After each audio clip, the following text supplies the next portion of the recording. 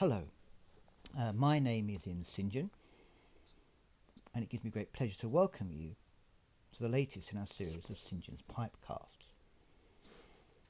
Today's talk differs a little from our usual fare, but it is in fact based on an assembly I did last week on the question of how to confront the issue of failure in life.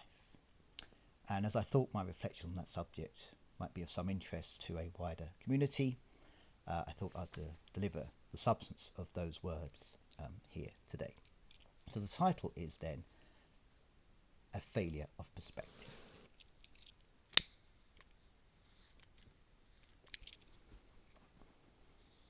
Now people often say to me, St John, why do you appear so happy when on every objective indicator your life has been such a failure? You write books that nobody reads. You're a social media influencer who doesn't influence anybody. You've never had any promotion in any job ever. If it calls you back is a failing one. You don't even own a car. And the closest you'll ever get to a Ferrari is the Ferrari pen you lose for your marking. How, in all honesty, can you be anything other than in despair? Now, the answer to this question does not subsist in the facts themselves. It exists in how you look at them. The key to a contented and satisfying life is not life itself. It's how you look at it. It's all about the point of view from which you regard it. And this is especially so when we come to the matter of failure. Failure really is all a matter of perspective. So what does it mean then to fail? It means to fall short of some objective. When someone aims to get an A star, but only gets a B, or when someone aims to win a medal at the Olympics, but only places fifth, we say, of course, that they have failed. Now, there are two responses to such failure. One response, obviously enough, is to try harder. One of the very few assemblies I recall from my own dim and distant youth was one delivered by our headmistress, recounting the experience of Robert the Bruce, who, after having been crowned King of Scotland in 1306, was quickly deposed by King Edward I of England at the Battle of Methven. Narrowly escaping death, Robert went into hiding, a wanted man. He ended up in a cave in the Highlands, and as he sat there cold and alone, he looked up to see a spider hanging by a thread.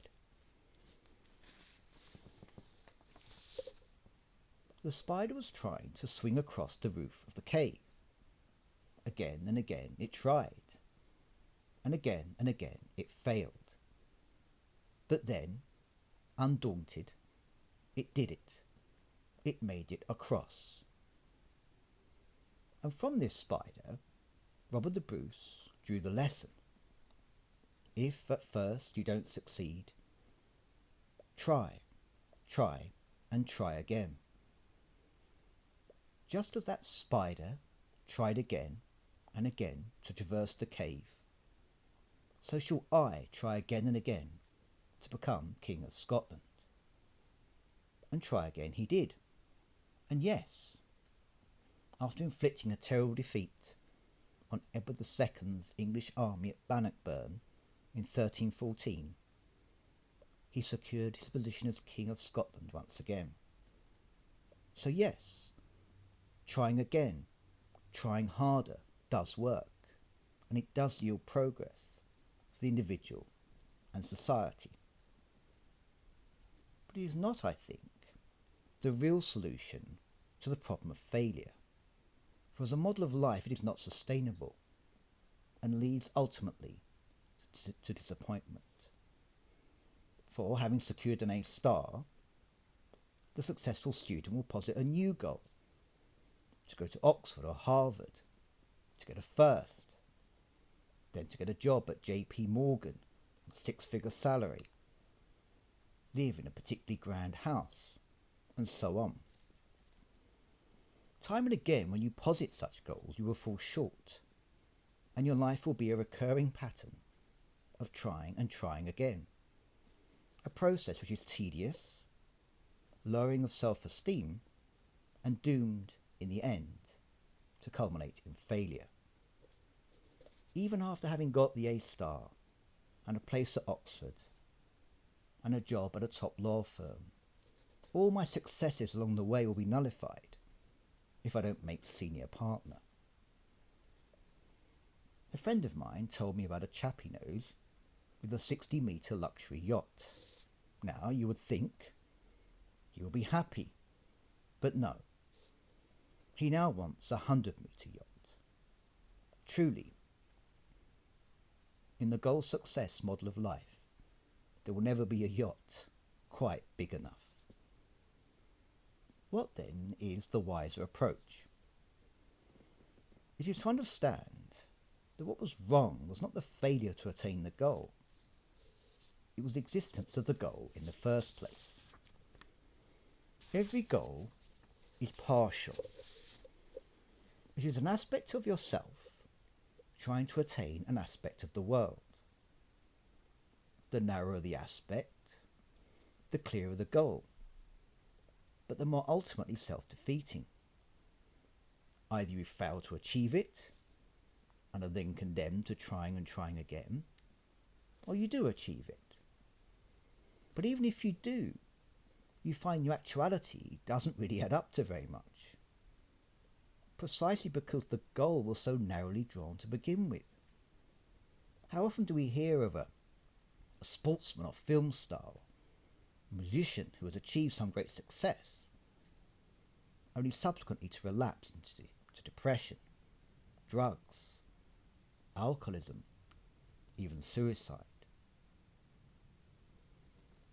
The wiser course, I think, is to reconceptualize and broaden your ends. For example, yes, last year I failed to get an A-star in biology. But did I become a better biologist, a better student? You will probably find, on reflection, that you did. And it makes little sense to label progress as failure. And then you broaden it further.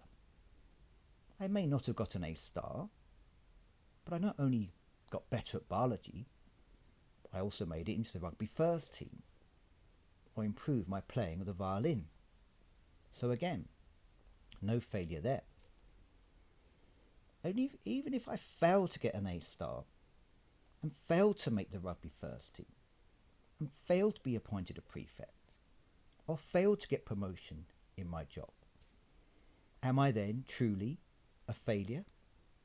Not at all.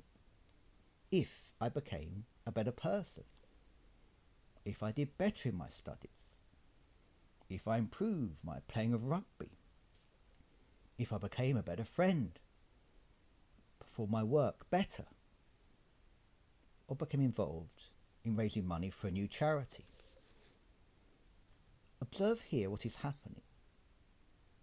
As we widen our conception of what it means to be a success, so we limit the salience of failure. We put failure back in its box. We see that, as ideas, failure and success alike arise from an arbitrary and narrow paradigm.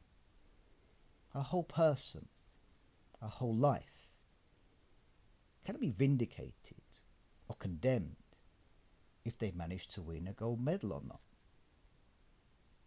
Such partial goals are a fraction of what it means to be a successful person. And to pursue them excessively is to distort the wider vocation of life. In truth, society does not want more gold medalists, or even, dare I say it, more biology A-stars. What society wants is more better people, some of whom may happen to win gold medals. Ultimately, to be at ease in the world, we must broaden our ideal of life so as to encompass life itself, to embrace life as such, for then the partial and abstract stigma of failure is discarded as a limiting distraction.